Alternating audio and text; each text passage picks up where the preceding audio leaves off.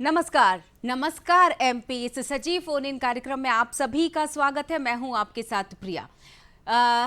घड़ी में 8 बज चुके होंगे, यानी सजीव फोन इन प्रोग्राम है, तो आप सीधे फोन लगा पाएंगे। इसके लिए मुझे बता देना होगा आपको सबसे पहले फोन नंबर। तो डिस्प्ले हम कर देते हैं 0755 भोपाल का कोड है। भोपाल से बाहर से अगर आप लगाएंगे तो इस कोड का इस्तेमाल जरूर करना होगा। 266009 ये हमारा लैंडलाइन नंबर है, और टोल फ्री यानी निःशुल्क सेवा का आप इस्तेमाल कर पाएंगे 180023300040 यानी 1800233040 ये हमारे टोल फ्री नंबर से। तो इसी के साथ अब शुरुआत करते हैं हम कि क्या क्या आज के दिन में खास होगा। तो सबसे पहले मुझे ऐसा लगता है ये बता देना ज़रूरी होगा कि एक वरिष्ठ वकील की जो हम चर्चा करते हैं, वकीलों की जब हम चर्चा करते हैं, तो इस वकील के बारे में ज़रूर चर्चा करना होगा, क्योंकि आज का दिन उनके लिए ख़ास है। 46 लोगों का केस चल रहा था, और जब ये केस चल रहा था तो बीच केस में एक पर्चा उनको दिया जाता है, और उस पर्चे में जो लिखा होता है वो उस समय कुछ नहीं बोलते और वो अपना केस लड़ते रहते हैं। जैसे ही बीच में विराम यानी अल्प विराम लगता है, तो जज साहब उनसे पूछते हैं कि पर्चे में लिखा क्या था। तो वो जवाब देते हैं कि उसमें लिखा था कि मेरी पत्नी नहीं रही। उन्होंने कहा फिर भी आप केस कंटिन्यू लड़ रहे थे उस कोर्ट रूम में। तो उन्होंने कहा मुझे अपनी पत्नी के जाने से ज़्यादा दुख इस बात का था कि अगर मैं केस हार जाता तो शायद 46 लोगों की ज़िंदगी मेरे हाथों से चली जाती। ये वरिष्ठ वकील थे सरदार वल्लभ भाई पटेल साहब। आज उनकी जयंती है और हम उसी संदर्भ में आज चर्चा करने वाले हैं। आपको बता दें कि आज 31 अक्टूबर है। हम ये स्टैच्यू ऑफ यूनिटी का बता रहे हैं फोटो, कुछ फोटोग्राफ हम पुराने भी बता रहे हैं। इस दौरान 1928 में गुजरात के बारडोली सत्याग्रह में महिलाओं ने जिस महापुरुष को सरदार की उपाधि दी थी, आज उनकी जयंती है, जिसे पूरे देश में राष्ट्रीय एकता दिवस के रूप में मनाया जाता है। जी हाँ, हम बात कर रहे हैं उन्हीं पटेल साहब की। गुजराती और अधिकांश भारतीय भाषाओं में सरदार का अर्थ मुखिया यानी नेता होता है, और 31 अक्टूबर 1875 को जन्मे सरदार पटेल ने आज़ादी के बाद देश को एक सूत्र में पिरोने का काम किया। दुनिया में हम सभी उन्हें आयरन मैन यानी लौह पुरुष के नाम से जानते हैं। ये खूबसूरत तस्वीरें हम दिखा रहे हैं आपको। ये जो तस्वीर आप देख रहे हैं वो सरदार वल्लभ भाई पटेल की स्टैच्यू ऑफ यूनिटी की है। आपको बता दें कि माननीय प्रधानमंत्री श्री नरेंद्र मोदी जी ने गुजरात में पटेल साहब की दुनिया की सबसे ऊंची प्रतिमा 182 मीटर ऊंची प्रतिमा यानी स्टैच्यू ऑफ यूनिटी का उद्घाटन किया। आपको खास बात ये भी बताना चाहेंगे कि ये मूर्ति इतनी बड़ी है कि इसे कई किलोमीटर की दूरी से भी देखा जा सकता है। स्टैच्यू ऑफ यूनिटी ऊंचाई में अमेरिका के स्टैच्यू ऑफ लिबर्टी से दोगुना है, और इस मूर्ति में रोचक बात यह है कि 2 लिफ्ट लगी हुई है, जिसके माध्यम से आप सरदार पटेल की सीने वाले हिस्से तक पहुंचकर सरोवर बांध का नजारा देख सकते हैं और खूबसूरत वादियों का मजा ले सकते हैं। और इसी के साथ आगे बढ़ें, और 2 दिवस और है, क्योंकि कल आज 31 अक्टूबर और कल हम मनाएंगे 1 नवंबर। हमारे मध्य प्रदेश के लिए खास दिन होगा, क्योंकि स्थापना दिवस मनाया जाता है। जी हाँ, हम तस्वीरों में भी आपको बताएंगे 1 नवंबर को हमारे मध्य प्रदेश का स्थापना दिवस है। भारत के मौजूदा राज्यों के लिए भी एक दिन में ये राज्य नहीं बने थे ऐसा कहा जाता है, और कई राज्यों का गठन समय के साथ जो बात की जा रही है, भारत का हर राज्य अपनी अनूठी संस्कृति और जनसंख्या के लिए जाना जाता है, और इन्हीं कारकों को ध्यान में रखते हुए अलग अलग समय में विभिन्न राज्यों का गठन किया गया। आज ही के दिन की बात करूं 31 अक्टूबर, और कल के खास दिन अगर 1 नवंबर की बात करूं तो मध्य प्रदेश, कर्नाटक, छत्तीसगढ़, हरियाणा, पंजाब, केरल, आंध्र प्रदेश, तमिलनाडु राज्य अपना स्थापना दिवस मना रहे हैं। हम इस पर भी चर्चा करने वाले हैं। तो हम चर्चा करेंगे कल के ही एक और खास दिवस, अगर करवा चौथ की बात करें तो जी हाँ, पति की लंबी आयु के लिए ये त्योहार मनाया जाता है। संस्कृतियों वाला हमारा देश, और इस संस्कृति की अगर हम बात करें तो एक महत्वपूर्ण दिवस पर्व की श्रृंखला में करवा चौथ, जिसका हम उल्लास और उत्साह महिलाओं में हम तस्वीरें भी बता रहे हैं कि हर साल कुछ ऐसी ही तस्वीर, ऐसी ही झलकियां हम देख पाते हैं।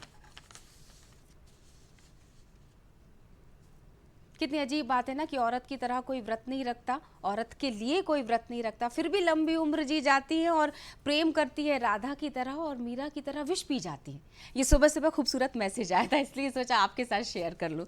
अब बिना देर किए तिथि, विचार, इतिहास बता दूं, क्योंकि फिर हम जिस विषय और विशेषज्ञ से मिलने वाले हैं उन्हें देखते साथ ही आप फोन उठाएंगे और सवाल करने शुरू कर देंगे। तो सबसे पहले सिलसिलेवार तिथि आपको बताती हूँ। क्या कहती है आज की तिथि?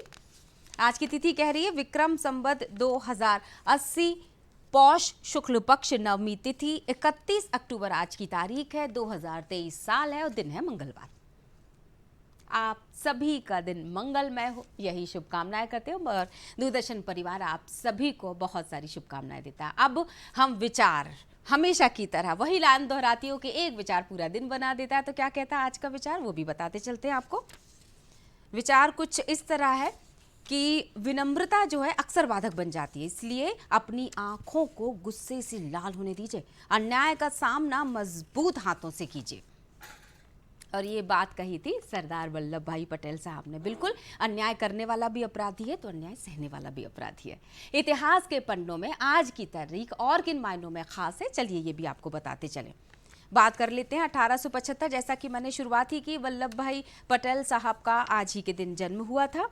1941 की बात करेंगे। तकरीबन 15 साल की मेहनत के बाद दक्षिण डकोटा की ब्लैक हिल्स में माउंट रेशमोर नेशनल म्यूजियम का काम पूरा हुआ, जहां पहाड़ियों पर अमेरिका के 4 राष्ट्रपति George Washington, Thomas Jefferson, Theodore Roosevelt और अब्राहम लिंकन के चेहरे तराशे गए।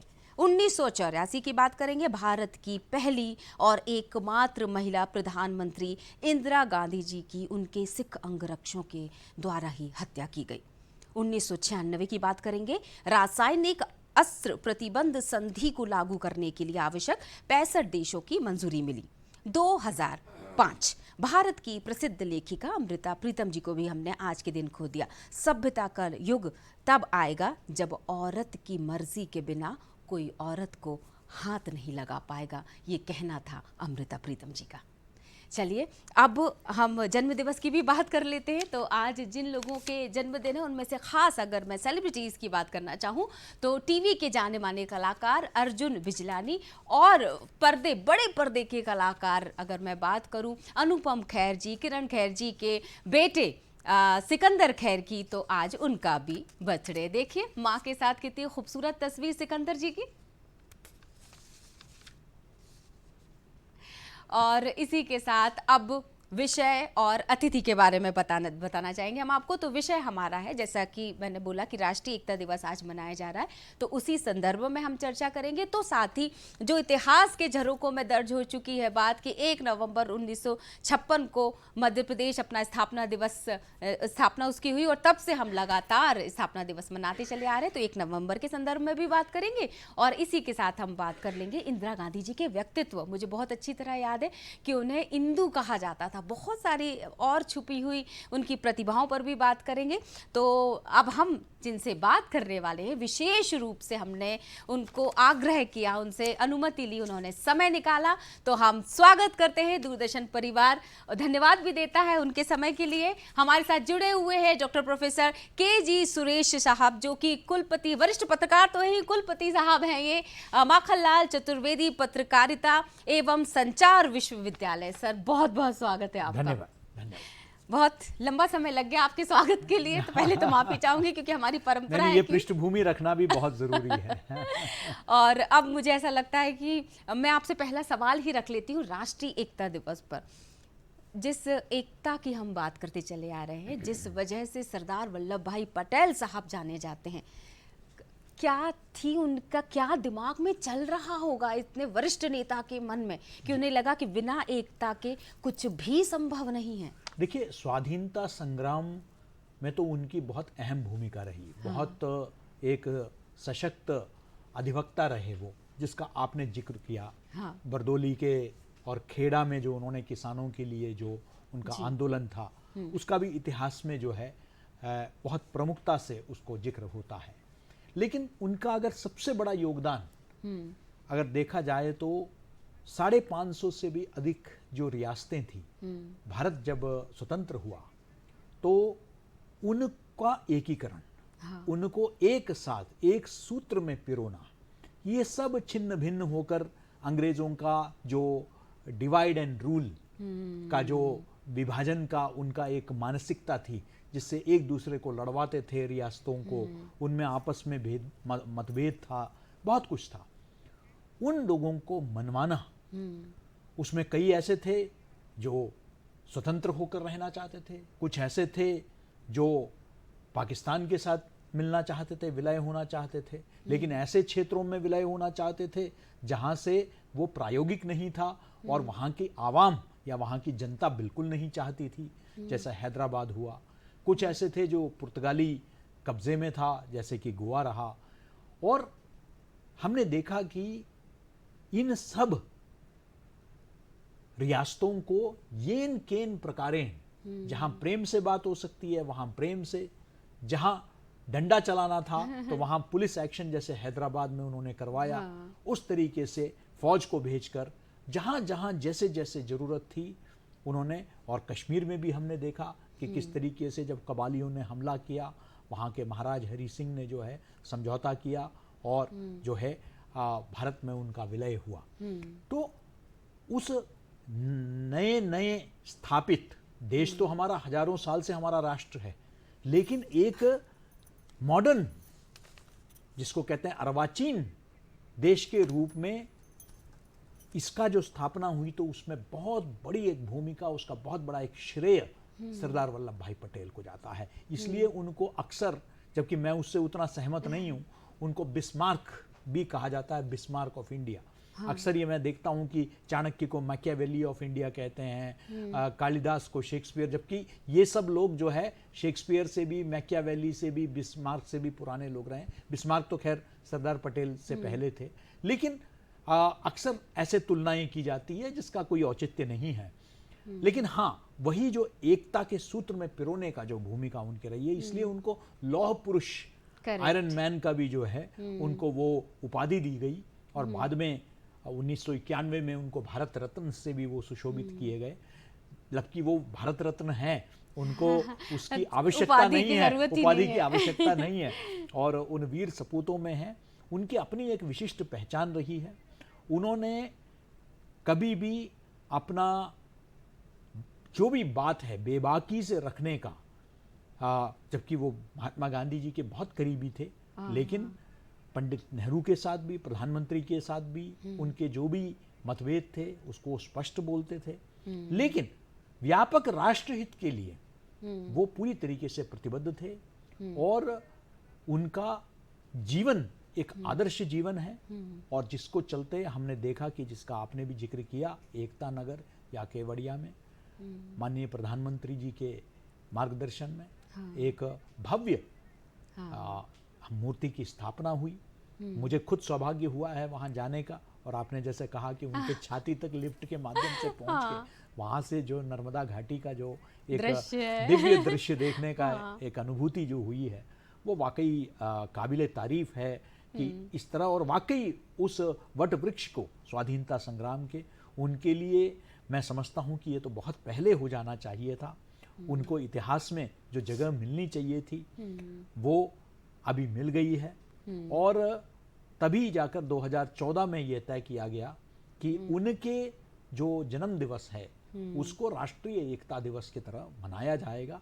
और पूरे देश में राष्ट्रीय एकता दिवस आज मनाया जाता है। विश्वविद्यालयों में, कॉलेजों में, स्कूल में आपको शपथ हर नागरिक को लेना होता है 11 बजे कि वो आज के दिन हम अपने आप को समर्पित करते हैं देश की एकता के लिए, अखंडता के लिए।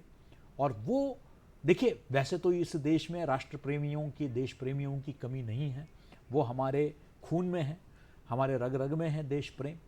लेकिन हमको बार बार याद दिलाना, क्योंकि इतिहास जो भी राष्ट्र भूल जाता है, ये गलती करता है, तो उसे दोहराना पड़ता है। तो बार बार हमारे अंदर जो मतभेद थे उसी का जो है फायदा उठाते हुए विदेशी आक्रांताओं ने, अंग्रेजों ने, पुर्तगालियों ने, अन्य लोगों ने आकर हम पर हुक्म किया। अगर हमने उससे सबक नहीं सीखा तो मैं समझता हूँ ये बहुत बड़ी ऐतिहासिक गलती होगी। हमको संकुचित, संकीर्ण जो है जाति, मजहब, भाषा, इसके आधार पर बांटने का प्रयास अभी भी नहीं हुआ है। अभी भी कुछ लोग उसमें लगे हुए हैं। इसमें विदेशी ताकतों का भी एक भूमिका रहती है कि क्योंकि वो फायदा उठाने की कोशिश करते हैं ऐसे। तो हमको ये विशेष ध्यान देना है, इसीलिए आज का दिन हम शपथ लेते हैं, इसीलिए राष्ट्रीय एकता दिवस मनाते हैं। ये मात्र उनके लिए श्रद्धांजलि नहीं है, अपने आप को, ताकि हम विस्मृत न हो, हम लोग याद रखें कि उस राष्ट्रीय एकता के महत्व को हम समझें कि कितना जरूरी है, कितना आवश्यक है कि उस एकता और अखंडता के उस भावना को, कि हम सब एक राष्ट्र के नागरिक हैं और हम लोगों का एक इतिहास है हजारों साल पुराना, एक सांस्कृतिक विरासत है हमारी, हम एक आध्यात्मिक विरासत है हमारी। हम सबको उसी राह में एक साथ मिलकर इस राष्ट्र का निर्माण करना है। इस बात को, अपने आप को आत्मावलोकन करने का और हमारे अंदर जो भी कमी है उसको पाटने का, उन मतभेदों को पाटने का, ताकि मतभेद मनभेद ना बने और उनको पाटकर जो है एक राष्ट्रीय एकता के उस सूत्र में पिरोने के लिए आज के दिन को मनाया जाता है। मैं इसी सवाल के साथ आपके पास आ रही थी। 2-3 चीजें मैंने जो नोट डाउन की, आप मतभेद और मनभेद वाली बात कर रहे हैं। आपने कॉलेजेस में जो आज 11 बजे होने वाला है उस आयोजन के बारे में भी बात की, और लौह पुरुष के बारे में तो हम चर्चा कर ही रहे। तो लौह पुरुष, सबसे पहले तो यही बता देते हैं दर्शकों की, बहुत ज्यादा जो लोहा उस मूर्ति स्टैच्यू ऑफ यूनिटी के लिए लगा है, वो तमाम, आप तो खैर वाकिफ होंगे सर, तमाम गांवों से उस लोहे को एकत्रित किया गया है, और वो गांव में जो वो लोहा पाया गया है वो दरअसल वेस्ट जिसको हम बोलते हैं, वहां से एकत्रित करके, ये भी यूनिटी का एक बेहतरीन उदाहरण है सर। बिल्कुल, ऐसे 2 उदाहरण हमें देखने को मिलता है जी।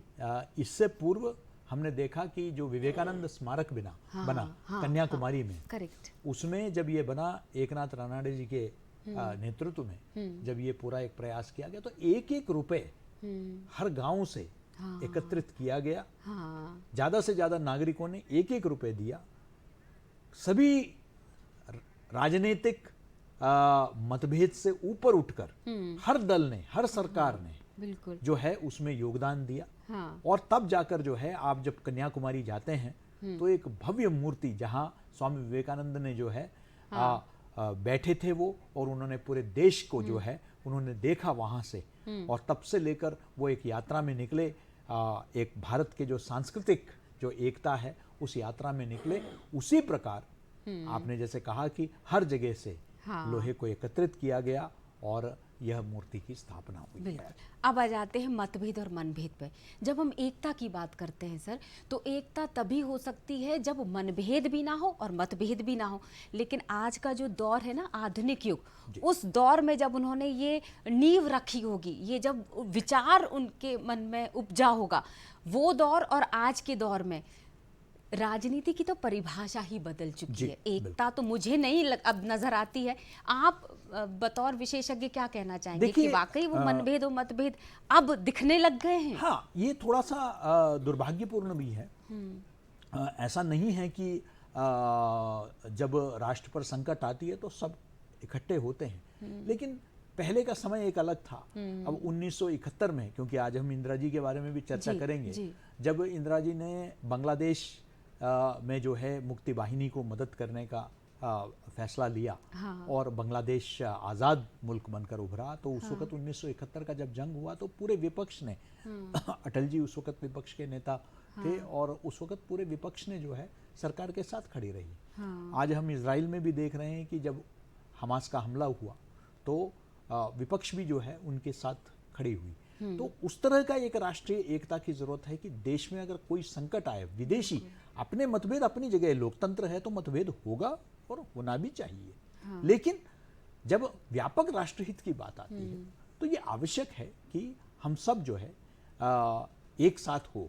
विदेशी या बाहर के आक्रांताओं के समक्ष हमको जो है अपनी एकता को पूरी तरीके से, और यही नहीं कि सिर्फ एक नकारात्मक दृष्टि से, एक सकारात्मक राष्ट्र को बनाने के लिए भी हमको, चाहे वो मेक इन इंडिया हो, स्वच्छ भारत हो, जो भी अभियान है उसमें हम सबको एक साथ मिलकर, या जातिगत जो मतभेद पैदा करने का प्रयास हो रहा है उससे भी हमें उठना होगा। हम सब भारतीय हैं, हमको जो है वो संपूर्ण संकुचित रूढ़िवादी सोच से ऊपर उठकर जो है हम सब एक हैं, एक राष्ट्र के नागरिक हैं, बस इस भावना विचार को जो के है साथ हमको स्थापित करने की आगे आवश्यकता बढ़ है। बिल्कुल से अगले सवाल के साथ मैं वापस आऊंगी, लेकिन एक छोटा सा खूबसूरत सा एक और प्रस्तुति है जो हम अपने प्रोग्राम में हमने शामिल किए। कुछ दिनों पहले मैंने आपसे वादा किया था कि हम मिंटो हॉल जाएंगे और वहाँ जो सर्जनों का महाकुंभ लगेगा, सर्जन्स का, उसकी कुछ प्रस्तुतियाँ आपके पास लेकर आएंगे, कुछ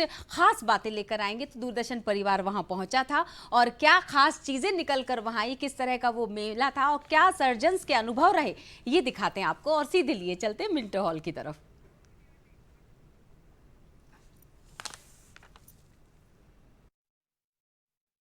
नमस्कार, दूरदर्शन की इस विशेष प्रस्तुति में हम अपने दर्शकों को लेकर आए हैं। दरअसल मध्य प्रदेश की राजधानी भोपाल में एक विशेष कॉन्फ्रेंस का आयोजन हो रहा है। तो हम इस वक्त जहां पर खड़े हुए अपनी टीम के साथ, दूरदर्शन टीम जहां पर आपको लेकर आई है, उस जगह का नाम है मिंटो हॉल। इसके बाद इसी से हम इसको जानते हैं, यानी कुशाभाऊ ठाकरे कन्वेंशन सेंटर इसको कहा जाता है। और यहाँ IAGES मिड टर्म 2023 यहाँ पर 26 से 29 तारीख तक भोपाल में, यानी मध्य प्रदेश की राजधानी, झीलों का ये शहर भोपाल में ये कॉन्फ्रेंस आयोजित हो रही है।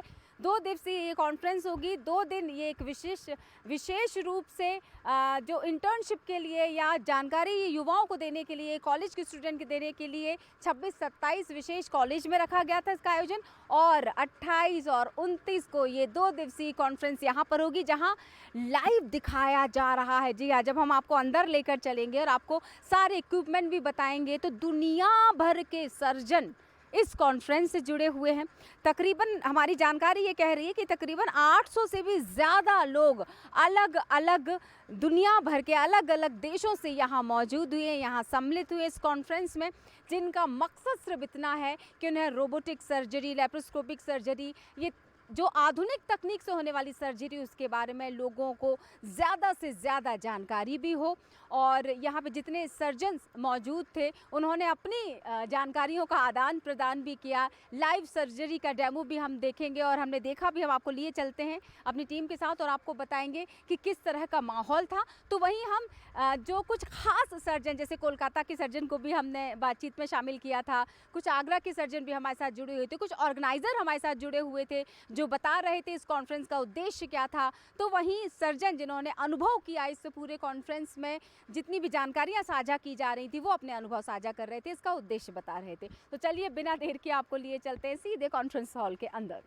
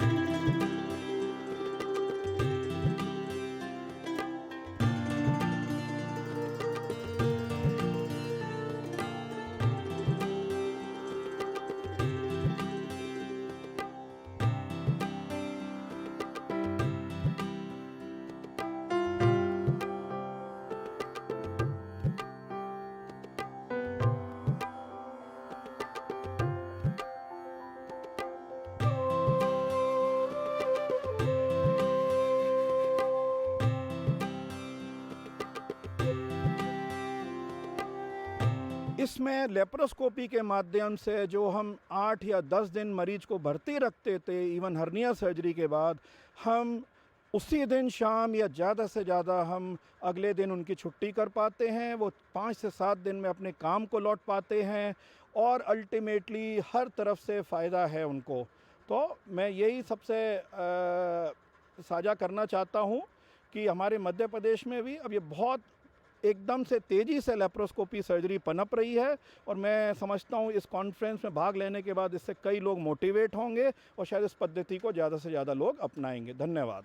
मैं ये कहना चाहता हूँ कि 100 साल पहले हम लोग सारे ऑपरेशंस हाथ से किया करते थे। आज हम लोग हाथ से कर लेप्रोस्कोपी दूरबीन से आए, उसके बाद हम लोग रोबोट्स पर आ गए हैं। और यहाँ भोपाल में पहली बार फर्स्ट टाइम इन भोपाल 3 तरह की रोबोटिक कंपनियाँ यहाँ स्टॉल लेकर आई हैं। दा विंची सिस्टम है, CMR सिस्टम है, वर्सेस सिस्टम है। और मेरे ख्याल से नियर फ्यूचर में, भविष्य में, अगले 10 सालों में अधिकतर ऑपरेशंस जो दूरबीन द्वारा होते हैं उसमें रोबोट का दखल होने वाला है। अभी सिर्फ उससे सबसे ज़्यादा फ़ायदा मरीज को होगा क्योंकि उसका ऑपरेशन बहुत आसान हो जाएगा। उसके अलावा रोबोट से काम करने में सर्जन को भी जो बहुत फ़ायदा होता है क्योंकि सर्जन भी बहुत कंफर्टेबल हो जाता है। तो ऐसी पद्धति जिसमें मरीज भी कंफर्टेबल है और सर्जन भी कंफर्टेबल है, मेरे ख्याल से ये भविष्य है ये हमारा। और भविष्य में इसके आगे और हम सोचना चाहेंगे, मेरे ख्याल से अगले 50 साल में छोटे छोटे माइक्रो रोबोट्स बन जाएंगे जो मानव शरीर के अंदर प्रवेश कर काम कर बाहर आ जाएंगे या सेल्फ डिस्ट्रक्ट हो जाएंगे। ये सब चीज़ हम यहाँ इस कॉन्फ्रेंस में डिस्कस करने वाले हैं और बहुत सारे डेलीगेट्स आए हैं, बहुत सारे फैकल्टी आए हैं जो इन सब के बारे में, ऑपरेशन के बारे में बोलेंगे और लाइव वर्कशॉप भी करेंगे। देखिए, आजकल जो टाइम चल रहा है उसमें लेज़र का बहुत प्रचलन चल गया है। पेशेंट्स की डिमांड भी है लेज़र सर्जरी की और ये बहुत इनोवेटिव और नई सर्जरी है। बेसिकली हम जैसे पाइल्स, जैसे बवासीर, भगंदर, fissure, fistula, pilonidal sinus, varicose veins और न्यूरो सर्जरी, कई सारी ऐसी बीमारियां हैं, कई सारी ऐसी प्रॉब्लम्स हैं जिसका अब इलाज लेज़र से आ गया है। पहले ये जो प्रॉब्लम्स थी जैसे piles, fissure, fistula, pilonidal sinus, ये सब चीरे से होती थी, काट पीट से की जाती थी, बहुत वैसी सर्जरी होती थी, पेशेंट को रेस्ट बहुत करना पड़ता था, दर्द बहुत होता था। अब इन सब के लिए लेटेस्ट एक लेज़र आ गई है, डायोड लेज़र करके एक लेज़र है, that has come to India now. और उससे हम सर्जरी मिनिमल एक्सेस तरीके से कर रहे हैं। जैसे कि आपने देखा है कि लेप्रोस्कोपिक सर्जरी जैसे गॉल ब्लैडर, अपेंडिक्स, हर्निया, अब हम छोटे से छेद से मिनिमल एक्सेस से कर देते हैं। अब हम बिना छेद के, इसमें छेद भी नहीं होता और मिनिमम चीरे से, बिना उसके लेज़र से हम पाइल्स का, फिशर का, फिस्टुला का, पाइलोनाइडल साइनस का, इन सब के ऑपरेशन कर रहे हैं। पेशेंट्स जो हम पहले डरते थे ऑपरेशन कराने में कि हमें बवासीर हो गई है, भगंदर हो गया है, इसकी सर्जरी कराने जाएंगे, बहुत बड़ा चीरा लग जाएगा, महीनों बेड पे रहना पड़ेगा, बहुत पेन होगा, अब इन सबसे चीज़ें छूट चुकी हैं, इससे निजात पा चुकी हैं। अब जो लेटेस्ट टेक्निक आ गई है इंडिया के अंदर, बहुत लेटेस्ट एडवांस लेज़र्स आ गई हैं जिनसे हम बिना किसी चीरे टाँके से करते हैं पाइल्स के अंदर। और सबसे इम्पॉर्टेंट बात, ये डे केयर सर्जरीज़ हैं। आप पेशेंट खाया आपका, सुबह सर्जरी के लिए, शाम को अपने घर जाता है, चल के मरीज आता है, चल के अपने घर जाता है और 3 दिन बाद अपने काम पे चला जाता है। कोई खाने का रिस्ट्रिक्शन नहीं, इसके फ़ायदे भी बहुत सारे हैं। लेज़र में एक तो कोई चीरा टाँका नहीं लगता, कोई कट नहीं लगता, उसको पेशेंट को पेन नहीं होता बिल्कुल भी, पेशेंट की सेम डे डिस्चार्ज हो जाता है, पेशेंट को खाने पीने उसी दिन से शुरू हो जाता है, चल के हॉस्पिटल से आता है, चल के हॉस्पिटल से जाता है। सबसे इम्पॉर्टेंट बात, वो अपना वर्क जो है अगले दिन से ही अपना काम शुरू कर देता है। इसमें इन्फेक्शन के चांसेस बहुत कम होते हैं, तो दवाइयाँ भी बहुत कम देनी पड़ती हैं ऑपरेशन के बाद। टोटली ब्लडलेस सर्जरी है, कोई खून नहीं बहता सर्जरी के अंदर। अगर कॉम्प्लिकेटेड केसेस भी हैं जिसमें ओपन सर्जरी करने में डर लगता है, ब्लीडिंग के चांसेस ज़्यादा होते हैं, वो भी लेज़र से बहुत आराम से हो जाती है, उसमें भी कोई ऐसी मशक्क़त नहीं करनी पड़ती है। तो मेरा जनता से मैं यही दूंगा कि अगर आपको पाइल्स है, फिशर है, फिस्टुला है, पाइलोनाइडल साइनस है, कोई भी गुदा रोग की बीमारी अगर आपको है, तो आप उसके लिए अगर आप डॉक्टर को दिखाएं। आजकल जो बंगालियों का प्रचलन चल रहा है, क्वैक्स का प्रचलन चल रहा है, लोग ज़्यादातर उनको दिखाते हैं। वो भगंदर को फिशर बता देते हैं, फिशर को पाइल्स बता देते हैं, पाइल्स को पाइलोनाइडल साइनस बता देते हैं, जो चीज़ें ठीक नहीं है। तो अगर आप ऐसे लोगों के पास जाते हैं तो आपकी बीमारी आपको कभी पता नहीं चल पाएगी, आपको गलत एक उसका वो मिलेगा। मेरे पास कई सारे पेशेंट, मेरी ओपीडी जो मैं आगरा में SR में करता हूँ, कि भगंदर है और उसको पाइल्स लिख के भेजा हुआ है, पाइल्स है उसको फिस्टुला लिख के भेजा हुआ है, गलत ट्रीटमेंट चल रहा होता है। वो चीज़ ना करें। प्रॉपर सर्जन, एक सर्टिफाइड जो MS है, उसको दिखाएं, अपनी बीमारी डायग्नोस कराएं और डायग्नोस कराने के बाद ग्रेड्स होती हैं। जैसे फॉर एग्जांपल अगर आपने पाइल्स की सर्जरी करानी है तो पाइल्स में जब आपकी जांच होगी, जैसे हम करते हैं एंडोस्कोपिक या PR जांच करते हैं, तो उसके अंदर हम ग्रेड्स देखते हैं, ग्रेड 1, 2। तो जिस तरह से डॉक्टर साहब बता रहे थे ना अभी कि भ्रांतियों से दूर रहना होगा, अगर बीमारी का पता चल जाए तो सही समय पर इलाज लेना बहुत ज़रूरी है। और सबसे महत्वपूर्ण तो ये है, जब मैं इसमें शामिल हुई थी तो उन्होंने बताया कि जीवन शैली को सही रखना बेहद ज़रूरी है। बीमारियों से दूर रहने के लिए अपनी दिनचर्या को सही कीजिएगा, समय पर सोना, समय पर उठना। चलिए वापस आ जाते हैं विषय पर। तो हमारे साथ जुड़े हुए हैं KG सुरेश सर। और सर, हम जैसे चर्चा कर रहे थे तो तीसरा सवाल जो मेरा था, विश्वविद्यालय में जिस आयोजन की आप बात कर रहे थे, हम राष्ट्रीय एकता दिवस मनाते हैं। जब दिवस शब्द जुड़ जाता है, दिवस यानी दिन, तो क्या हमें रोजाना इस तरह के विश्वविद्यालयों में एक दिन कुछ इसी तरह के व्यक्तित्व पर चर्चा करने के लिए निकालना चाहिए, जिस तरह से आज हम चर्चा कर रहे हैं? बिल्कुल, देखिए ये एक ये नहीं कि सिर्फ ये नेताओं के लिए है कि वो उस दिन उनके जहाँ मूर्ति स्थापित है या जो उनका जो समाधि है वहाँ जाके पुष्पांजलि अर्पित करें। इसको अगर हम सरकारी कार्यक्रम के रूप में देखेंगे तो मैं समझता हूँ कि ये दुखदायी होगा। ये आम जनता के लिए है कि हम सब स्मरण करें, इसलिए विद्यालयों में, महाविद्यालयों में, विश्वविद्यालयों में इसका आयोजन किया जाता है कि जो भविष्य की जो पीढ़ी है, भावी पीढ़ी है, उनको इस बात का एहसास हो, क्योंकि उन्होंने गुलामी देखी नहीं है। सही।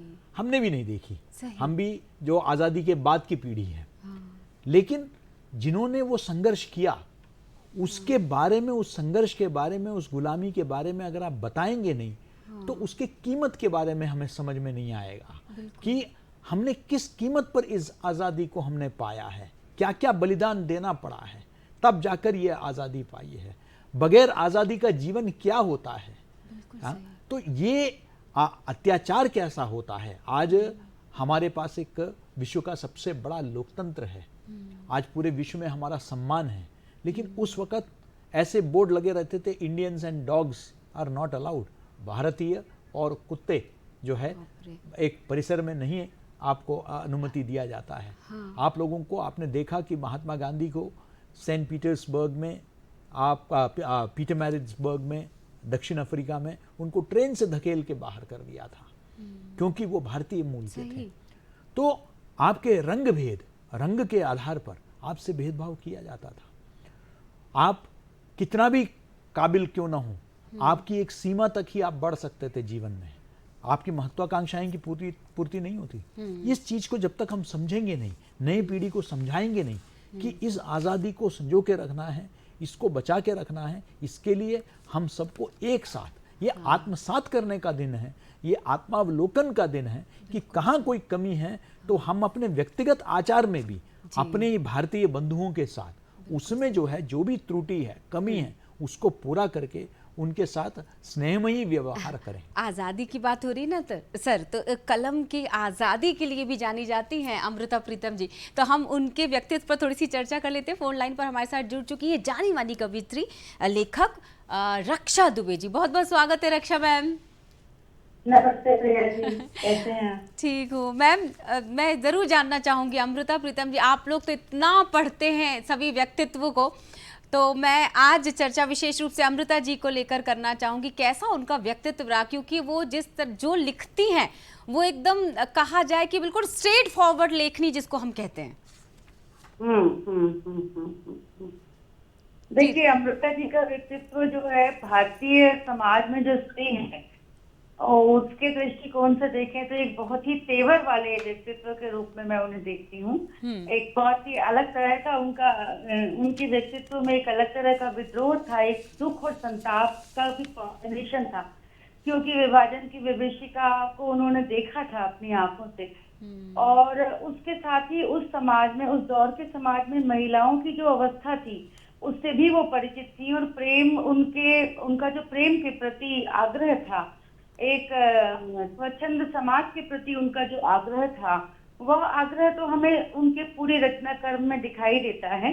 और स्त्रियों की स्वतंत्रता के प्रति इतना आग्रह, प्रेम को लेकर इतना खुलापन, और इसके साथ एक विद्रोह, लेकिन साथ के साथ विभीषिका की त्रासदी, ये सब कॉम्बिनेशन के रूप में मैं अमृता प्रीतम को देखती हूँ। और इस तरह मैं पाती हूँ कि उनकी तरह का जो लेखक है वो हमारे हिंदी साहित्य में बहुत कम हमें देखने के लिए मिलते हैं। बिल्कुल। एक छोटी सी पंक्ति मैं चाहूँगी संक्षिप्त में, अगर आप उनकी द्वारा लिखी गई अगर कोई सुनाना चाहें तो। एक कादम्बरी फिल्म का गीत है उनका लिखा, विलायत अली खान ने उसको कंपोज किया था जी।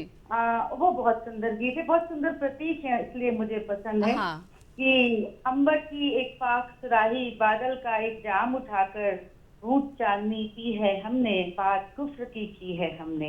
क्या बात है, क्या बात है। कैसे इसका कर्ज चुकाए, मांग के अपनी मौत के हाथों, उम्र की सूली सी है हमने, बात कुफ्र की है हमने।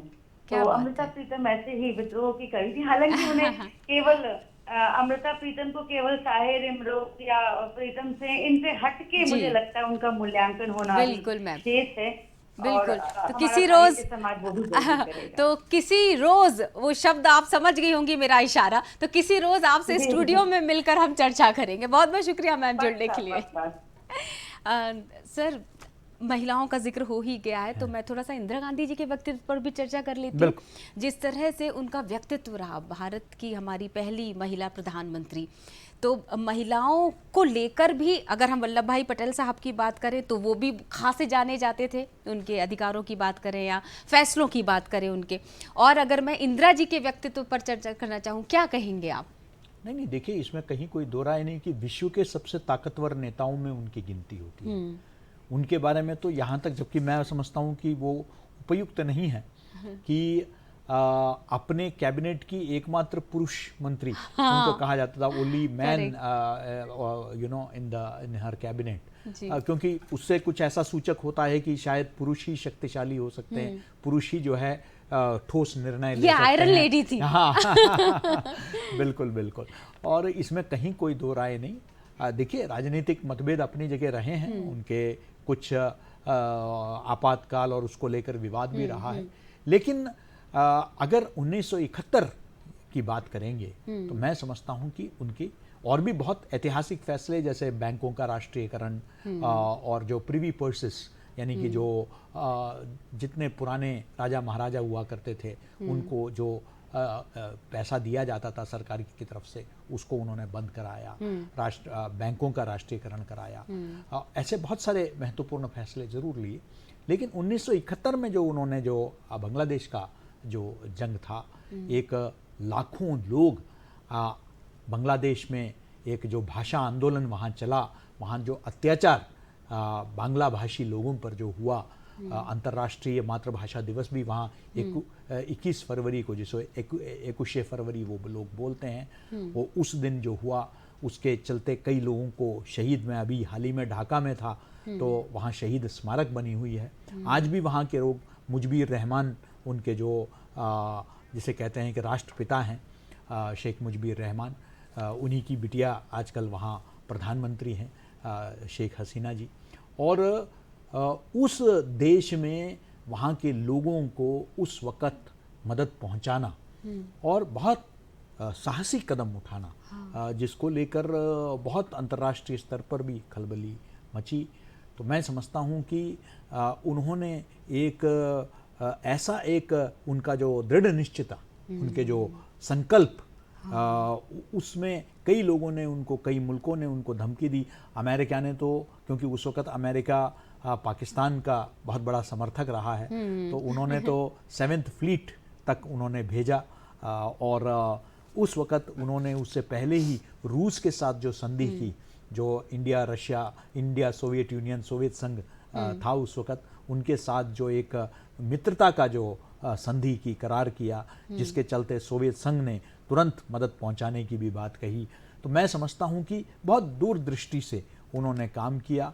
अंतर्राष्ट्रीय पटल पर गुटनिरपेक्ष जो मुल्क थे, नॉन अलाइंड मुल्क थे, उनका नेतृत्व प्रदान किया उस समय पर, और कॉमनवेल्थ का समिट कराया। तो राष्ट्रीय अंतर्राष्ट्रीय फलक में उनकी बड़ी गरीबी हटाओ को लेकर उन्होंने एक मुहिम छेड़ा। मैं समझता हूं कि इसमें कहीं कोई दो राय नहीं कि उनका एक बहुत लंबा कार्यकाल प्रधानमंत्री के नाते रहा, और 77 में जो उनका पराजय हुआ, वो एक उनका एक व्यक्तिगत, मतलब राजनीतिक जीवन का एक काला अध्याय माना जा सकता है, लेकिन 80 में फिर वो जीत कर आए। और बड़े ही दुर्भाग्यपूर्ण, उन्होंने जो आतंकवाद को जो है जड़ से ख़त्म करने के लिए उन्होंने एक फैसला लिया, लेकिन वो जिन पर सबसे ज़्यादा भरोसा करती थी, उनको तो इंटेलिजेंस के लोगों ने तो मना भी किया था कि आप जो है एक समुदाय विशेष के लोगों को अपने इसमें नहीं रखना चाहिए, लेकिन वो इन सब संकुचित सोच से ऊपर उठी थी। उन्होंने कहा, मुझे कोई, अपने अंगरक्षकों से मुझे कोई खतरा नहीं है, और उनकी हत्या, निर्मम हत्या हुई। मैं समझता हूँ कि वाकई भारत के इतिहास में एक काला अध्याय है वो। बिल्कुल सही, आज का जो दिन मुझे अभी भी याद है वो दिन, क्योंकि हम लोग युवावस्था में थे जी। और बहुत ही दुर्भाग्य, लेकिन मैं समझता हूँ कि इतिहास हमेशा उनको जो है याद रखेगा बिल्कुल उनके सही। अभूतपूर्व योगदान के लिए। बिल्कुल, मतलब कैसे गिर के संभलना होता है, कैसे कमियों से सीख लेना होता है, कैसे हारने के बाद फिर जीत की तरफ अग्रसर होना होता है। मुझे लगता है इसका बेहतरीन उदाहरण ये व्यक्तित्व रहे। अब एक और हम महत्वपूर्ण चीज़ पर चर्चा कर लेते हैं। कल 1 नवंबर है और मध्य प्रदेश का स्थापना दिवस है सर। मध्य प्रदेश की जब हम बात करते हैं तो जिस तरह से उसका गठन हुआ था, उसके पहले हम इस 1 तारीख को करवा चौथ भी मना रहे हैं, तो ये सेलिब्रेशन भी महिलाओं के लिए रहेगा कामकाजी। क्योंकि अभी हम महिला पर ही, एक महिला शख्सियत पर चर्चा कर रहे थे, कर्मठ महिला पर बात कर रहे थे, तो किस तरह से वो मैनेज करती होंगी अपने घर बाहर की चीज़ों को, ये तो शायद उनके साथ ही चली गई बहुत सारी यादें। अब बहुत खूबसूरत सी प्रस्तुति हमारे पास है सर, करवा चौथ से जुड़ी हुई है, तो एक ये झलके भी हम देखते चलते हैं।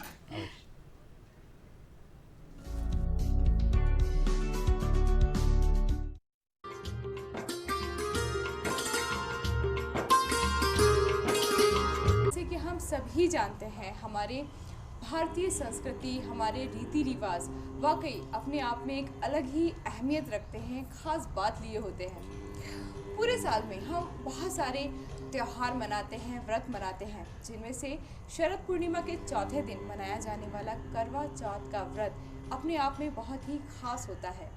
और इस खास दिन को क्योंकि इस तरह से सेलिब्रेट किया जाता है जब शादीशुदा स्त्रियां अपने जीवन साथी की लंबी उम्र की कामना हेतु पूरे दिन निर्जला व्रत रखती हैं और शाम को चांद को देखकर अपने व्रत को तोड़ती हैं। ये तो बात है करवा चौथ की, लेकिन करवा चौथ कैसे इसकी शुरुआत हुई, इस व्रत के पीछे जो पौराणिक कारण है वो सबसे पहले मैं आपको ज़रूर बताना चाहूँगी। तो आइए हम देखते हैं कि करवा चौथ के इस पौराणिक महत्व की कहानी क्या है। करवा चौथ हिंदुओं का एक प्रमुख त्योहार है। यह भारत के पंजाब, उत्तर प्रदेश, मध्य प्रदेश और राजस्थान का पर्व है। यह कार्तिक मास की कृष्ण पक्ष की चतुर्थी को मनाया जाता है। करवा चौथ का व्रत विवाहित स्त्रियों द्वारा अपने पति की लंबी आयु की कामना के लिए किया जाता है। इस दिन पत्नी पूरे दिन निर्जला व्रत करती है और शाम को करवा माता की पूजा एवं कथा करती है। फिर इंतजार होता है चांद के आसमान से निकलने का। तब चांद की पूजा की जाती है, उन्हें अर्घ दिया जाता है। स्त्रियां छलनी से चांद को निहारती हैं और फिर अपने जीवन साथी को देखती हैं। करवा चौथ को लेकर कई कहानियां और मान्यताएं हैं, जिनमें से एक ये है कि प्राचीन काल में करवा नाम की एक पतिव्रता स्त्री थी। एक दिन उसका पति नदी में स्नान करने गया। देवयोग से स्नान करते समय मगर ने उसका पैर पकड़ लिया। तब वह करवा करवा नाम लेकर अपनी पत्नी को पुकारने लगा। तब करवा दौड़ती हुई आई और उसने मगर को कच्चे सूत के धागे से बांध दिया। उसके बाद वह अपने पतिव्रत धर्म के बल से यमलोक में पहुंचकर यमराज से बोली कि मगर ने मेरे पति का पैर पकड़ लिया है, इस अपराध में आप उसे नरक में डाल दें। तब यमराज बोले, मगर की आयु शेष है, इसलिए मैं उसे नहीं मार सकता। तब क्रोधवश करवा ने कहा, यदि आपने ऐसा नहीं किया तो मैं आपको श्राप देकर नष्ट कर दूंगी। पतिव्रता करवा की ये बात सुनकर यमराज भयभीत हो गए।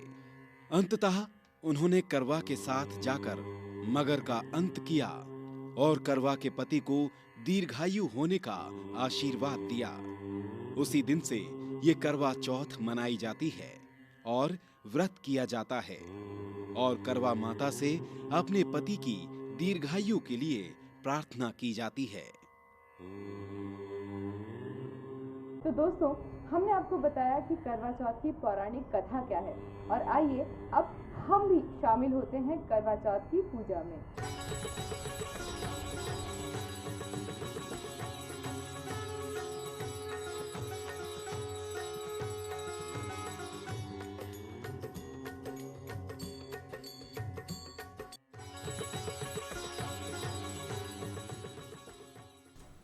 तो भाई आपका व्रत अच्छे से रहे, आपको ये फलित रहे, हम तो यही कामना करेंगे। और ये झलकियाँ हम मध्य प्रदेश की कुछ खास महिलाओं की आपको बता रहे थे ये चर्चा। तो मध्य प्रदेश का जिक्र हुआ है तो वापस सर आपके पास आ जाती मध्य प्रदेश को लेकर। चंद्रशेखर आज़ाद साहब, अटल बिहारी वाजपेयी जी की आप बात कर रहे थे, लता मंगेशकर, किशोर कुमार जी, बैजू बावरा, तमाम शख्सियतों वाली जन्मस्थली की हम बात कर रहे हैं। मध्य प्रदेश में पत्रकारिता का भी अपना एक इतिहास रहा है और आपका संबंध पत्रकारिता से, तो ये सवाल ना करूं तो मुझे लगता कार्यक्रम पूरा नहीं हो सकता। क्या कहना चाहेंगे आप, मध्य प्रदेश, उसकी स्थापना दिवस, उसके गठन के बाद पत्रकारिता की भूमिका? भारतवर्ष के सबसे खूबसूरत प्रदेशों में एक, और मैं समझता हूं कि इस प्रदेश का योगदान भारत के राष्ट्र निर्माण में अभूतपूर्व है। इसका इतिहास में हमारे संस्कृति में बहुत बड़ा एक, हमारे व्यापार में बहुत बड़ी भूमिका रही है। तो देखिए, शुरुआती दौर में आप देखेंगे कि हमारा राज्य को, प्रदेश को बीमारू राज्यों में इसकी गिनती होती थी, लेकिन वहाँ से आज के तारीख में चाहे कृषि का क्षेत्र हो, उद्योग का क्षेत्र हो, अधोसंरचना का क्षेत्र हो, हम देखते हैं कि बहुत विकास हुआ। शिक्षा का क्षेत्र हो, अपने भोपाल में ही इतने सारे विश्वविद्यालय खुल गए हैं जो कभी अपन सोच नहीं सकते थे। ये भी नहीं सोच सकते थे कि मेडिकल की पढ़ाई हिंदी में हो सकती है। तो मैं समझता हूँ कि बहुत विकास किया है जब से प्रदेश की स्थापना हुई है। और आज देश में सबसे ज़्यादा बाघ की अगर आबादी है तो टाइगर स्टेट इसको कहा जाता है। चीता को भी यही जो है, चीता स्टेट भी है। और पर्यटन के दृष्टि से और धार्मिक, अगर आध्यात्मिक धार्मिक आप देखेंगे तो चाहे वो उज्जैन महाकालेश्वर हो या आप जो है ओमकारेश्वर हो, और आज नए नए चाहे वो महाकाल लोक हो या अब ओमकारेश्वर में जो आदि शंकराचार्य के जो है भव्य मूर्ति की स्थापना हुई हो। मैं समझता हूँ कि विश्व को हमेशा वो संकुचित संकीर्ण सोच से ऊपर उठकर मध्य प्रदेश के लोगों ने जो है पूरे देश को अपनाया है। शायद इसीलिए इसको भारत का हृदय प्रदेश कहते हैं। और वाकई जो है द हार्ट ऑफ इंडिया जैसे पर्यटन वालों का जो एक टैगलाइन चलता है, तो और वाकई वो पहले का टैगलाइन होता था एमपी अजब है सबसे गजब है। तो वाकई इसमें कहीं कोई दो राय नहीं। बिल्कुल। और यहाँ के लोग भी इतने आत्मीय हैं, सहज है, सरल है। और यहाँ के मिष्ठान, यहाँ के जिसे कहते हैं कि वेशभूषा, चाहे वो चंदेरी हो, महेश्वरी हो, पूरे विश्व में जो है यहाँ के बोलियाँ, भाषाएं, यहाँ सबसे ज़्यादा जनजाति के लोग जुड़े हुए हैं। यहाँ जो है पूरे सबसे बड़े, आपने जैसे कहा कि बड़े बड़े पत्रकार, हमारा विश्वविद्यालय खुद देखने के लिए तो विदेशों से लोग चले आते हैं। देखिए, भोपाल शहर के ही आसपास दो वर्ल्ड हेरिटेज साइट है, चाहे वो भीमबेटिका हो या जो है सांची का स्तूप हो। तो पर्यटन की दृष्टि से हो, आध्यात्म की दृष्टि से हो, देश का हृदय प्रदेश है और पूरे देश को अपनी ओर आकर्षित करता है। हम सबके लिए गर्व का एक पल है ये कि हमारा प्रदेश आज देश के बेहतरीन प्रदेशों में इसकी गिनती होती है। और हम सबको मध्य प्रदेश के निवासी होने का बहुत बहुत बिल्कुल जन जन अब इसकी विकास गाथा गाता है, अगर मैं कहूँ तो गलत नहीं होगा। हीरे की खदान एकमात्र हमारे मध्य प्रदेश में, तमाम इतनी उपलब्धियां हैं कि मुझे लगता है दिन कम पड़ जाएगा। इस पर हम चर्चा करेंगे। चूंकि मैं पत्रकारिता की बात कर रही थी, मध्य प्रदेश के पत्रकारिता के इतिहास की हम बात करना चाहें, अटल बिहारी साहब के कलम की अगर मैं बात करना चाहूँ, वहीं से उठा लेते हैं। आप तो विश्वविद्यालय से जुड़े, उसी मीडिया के पंडित माखनलाल चतुर्वेदी जी जिनके जो हमारे प्रेरणा पुंज हैं हमारे विश्वविद्यालय के, उनका अगर आप योगदान देखेंगे, राष्ट्रीयता के भावना से ओतप्रोत एक पत्रकार और प्रखर संपादक होते हुए भी अंग्रेज जज को मुंह पर कहना कि आपका जो है, मैं आपके विरोध में लिखूंगा इसलिए मैं अखबार शुरू कर रहा हूँ। और यही नहीं, चाहे वो रतौना का आंदोलन हो या कोई भी विषय हो, बेबाकी से अपने बात को रखना। और राजनीति से जुड़े हुए रहते हुए भी जब सत्ता उनको दिया गया तो उन्होंने मना कर दिया उसको लेने से। और कौन बचपन से लेकर पूरे देश के हर बच्चा जो है जानता है कि जो पुष्प की अभिलाषा जो है, वो जो राष्ट्रीयता का भावना हमारे अंदर जगाता है, उनसे लेकर जैसे आपने कहा अटल जी जो एक कवि हृदय थे, जो देश के सबसे लोकप्रिय प्रधानमंत्रियों में उनकी गिनती होती है और उनकी जो पत्रकारिता रही है और आप देखेंगे पूरा एक इतिहास है पत्रकारिता का। इस अगर आप भोपाल में स्थित सप्रे संग्रहालय जाएंगे तो हमारा जो वो जो एक इतिहास है सांस्कृतिक और हमारा जो विरासत साहित्य का रहा है, मैं समझता हूँ कि हम सबको जो है गौरवान्वित करती है। तो मैं समझता हूँ कि और आज भी पत्रकारिता का एक बहुत बड़ा केंद्र है मध्य प्रदेश। लेकिन आप एक बात कहते हैं, आपके जब मैं वक्तव्य सुन रही थी और साक्षात्कार भी देख रही थी कहीं, तो आपने कहा कि देश में आज समाधान मूलक पत्रकारिता की ज्यादा जरूरत है। किस संदर्भ में आपने ये बात कही? मेरा ये कहना था, खासकर ये आज़ादी के अमृत महोत्सव जब हम लोग पूरे देश में मना रहे थे, तो मेरा ये मानना है कि देखिए समस्याएं तो है और समस्या को लेकर हम लोग बात भी करेंगे, ये पत्रकारिता धर्म भी है, लेकिन साथ साथ समाधान की दृष्टि से भी हम पत्रकारिता करें तो समाधान मूलक पत्रकारिता, जहां उद्देश्य समाधान है, उद्देश्य मतभेद पैदा करना या उसमें राजनीति करना नहीं है, बल्कि व्यापक जनहित में।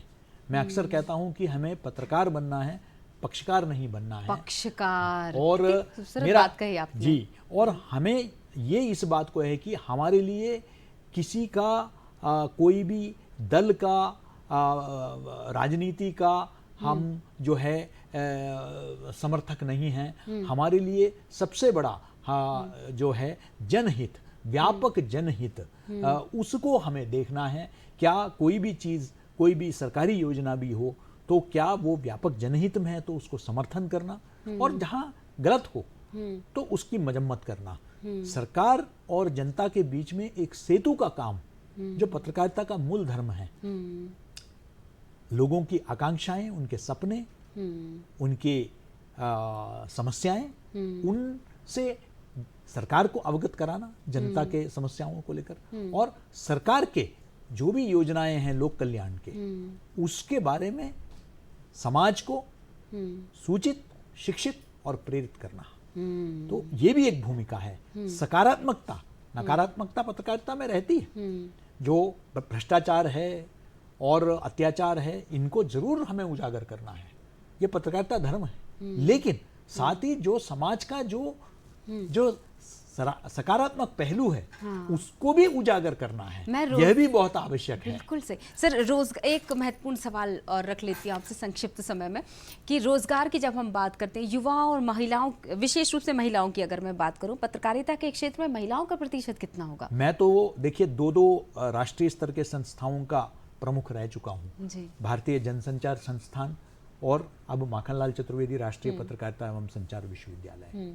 हमारे ज्यादातर जो बच्चे हैं वो बेटियां ही हैं, और आज बड़े पैमाने पर जो है हम देखते हैं राष्ट्रीय और क्षेत्रीय पत्रकारिता में, और पुरस्कार भी आप देखेंगे, जितने भी अवार्ड, मैं कई जूरी में रहा हूँ, तो ज्यादातर जितने सम्मान हैं, पुरस्कार है, वो महिला पत्रकारों को भी काफ़ी मिलता है। हाँ, ये ज़रूर है कि हमको उनके सुरक्षा को लेकर और विशेषकर जो ग्रामीण और जिला स्तर पर हमको और प्रोत्साहित करने की आवश्यकता है। अभी शहरों तक ज़्यादा सीमित रहती हैं, इनको और बढ़ाने की आवश्यकता है। बिल्कुल सही बात है। जाने से पहले अब जितने हमने विषय के जितने भी पहलुओं को छुआ, उसको लेकर अगर मैं आपको सुझाव के तौर पर भी बोल सकती हूँ, सलाह के तौर पर भी बोल सकती हूँ, आपकी प्रतिक्रिया के तौर पर भी मैं इस बात को ले सकती हूँ। मैं तो आज का विषय लूँगा राष्ट्रीय एकता दिवस, और मैं समझता हूँ कि ये एक अवसर है जब हम आत्मावलोकन करें कि कहीं हमारे व्यवहार के माध्यम से,